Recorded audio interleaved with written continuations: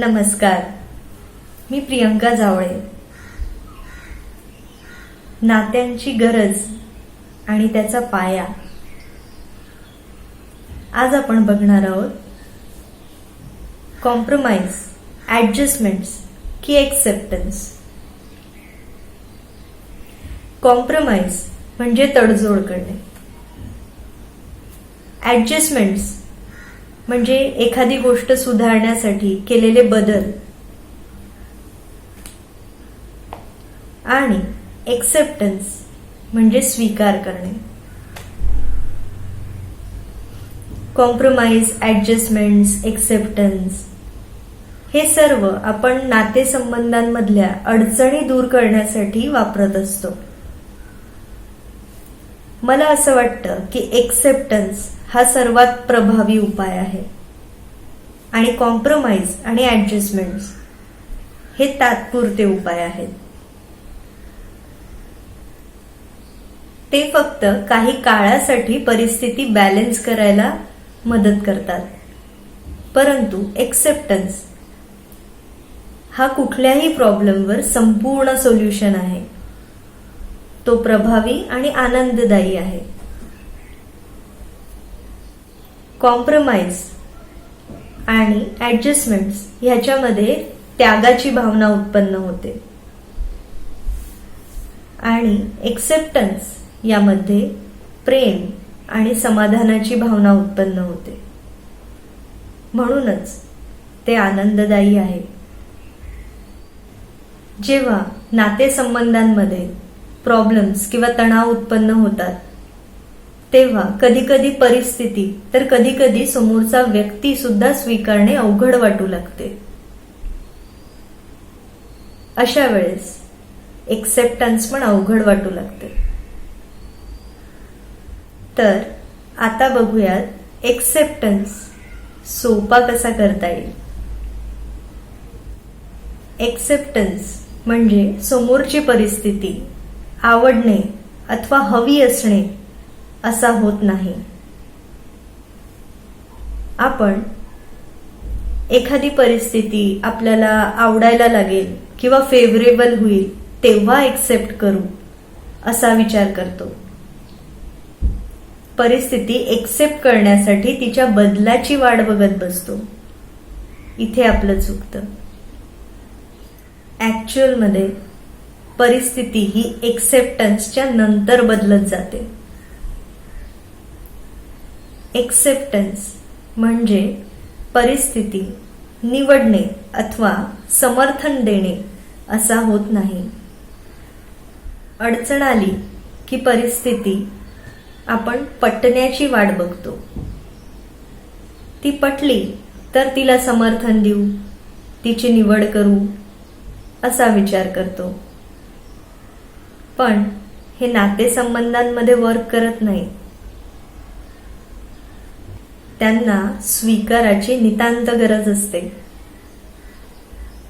Acceptance मिळाला की situation बदलायला सुरुवात होते.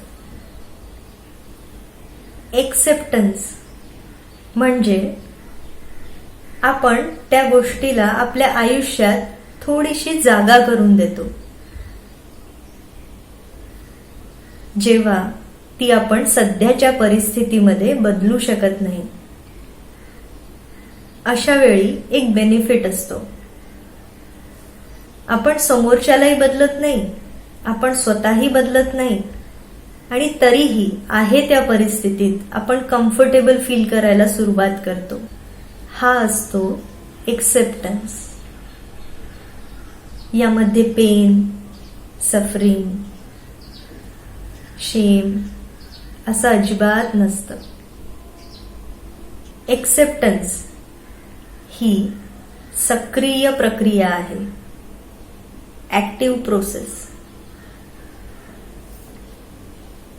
पहिल्याच वेळेस संपूर्ण स्वीकार करता येईल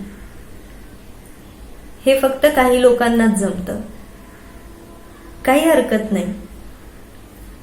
ही एक सक्रिय प्रक्रिया आहे. हळूहळू प्रॅक्टिस केलं की जमतं. सुरुवातीला अवघड जातं, मेहनतीची गरज असते.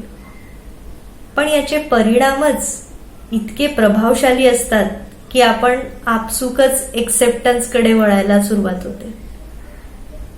याचे फायदे जाणवू लागतात, प्रवास सुखकर व्हायला लागतो आणि एक्सेप्टन्स सोपे व्हायला लागते.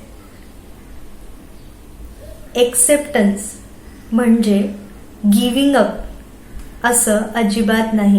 एक्सेप्टन्स म्हणजे गोष्टी किंवा परिस्थिती बदलण्याचे आपण पूर्णपणे थांबवतो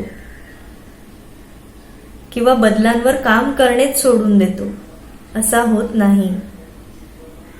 नातेसंबंधांमध्ये जेव्हा क्लेश किंवा प्रॉब्लेम्स येतात तेव्हा परिस्थिती अतिशय डिस्टर्ब असते. एक्सेप्टन्स तुम्हाला स्थिरता देतो, बॅलन्स. त्यामुळे आपण योग्य त्या दिशेला विचार करून परिस्थिती बदलू शकतो. योग्य त्या कार्यामुळे आपला फोकस वळतो. भांडण आणि मतभेद यावरून तो डायव्हर्ट होतो अथवा करता येतो. एक्सेप्टन्स म्हणजे जी परिस्थिती सध्या आहे ती नेहमीसाठी तशीच राहील ह्याचा स्वीकार करणे असा होत नाही. आता आपण एक उदाहरण बघूया. आपले शरीर आणि स्वभाव यांचा आपण आज पूर्ण स्वीकार करू शकतो आणि तरीही आपण उद्या त्याच्या बेटरमेंटसाठी किंवा सुधारण्यासाठी नक्कीच प्रयत्न करू शकतो. ऍक्च्युली जास्त इफेक्टिव्हली करू शकतो. आणि हे सगळं आपण आपलं शरीर आणि स्वभाव यांना न स्वीकारता त्यांना सतत दोष देऊन आपण करू शकत नाही. त्याच्यासाठी आधी एक्सेप्टन्सची गरज असते. एक्सेप्टन्स नेमका कशाचा? स्वतःचा, इतरांचा, नात्यांचा, परिणामांचा, परिस्थितीचा, सत्याचा, उपायांचा, स्वतःच्या आणि इतरांच्या विचारांचा, भावनांचा, वैयक्तिकपणाचा, भूतकाळाचा, वर्तमानाचा स्वीकार. ह्या जगात कुठलेच दोन व्यक्ती एकसारखे नाहीत. फरक आहेतच. मग मला वाटेल तसंच व्हावे हा अट्टाहास कशासाठी? का? हे डिफरन्सेस स्वीकारा. डिफरन्सेस, मतभेद हे असूच नयेत असा एक्सेप्टन्सचा अर्थ होत नाही. ते डिफरन्सेस आपण कसे हाताळतो हे महत्वाचे आहे. धन्यवाद.